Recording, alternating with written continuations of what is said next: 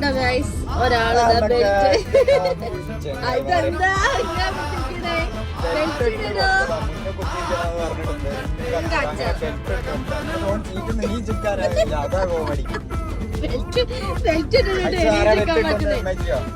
എണീച്ചൊക്കെയല്ല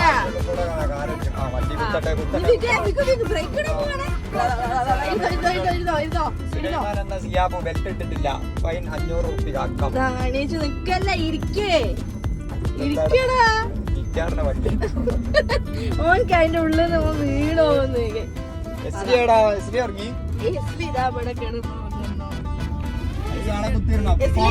ചെറിയ സ്ഥലം കിട്ടിയ എസ്ലി ഇവിടെ കിടന്നു.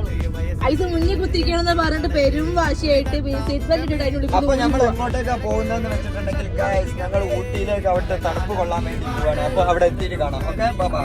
ഓക്കെ.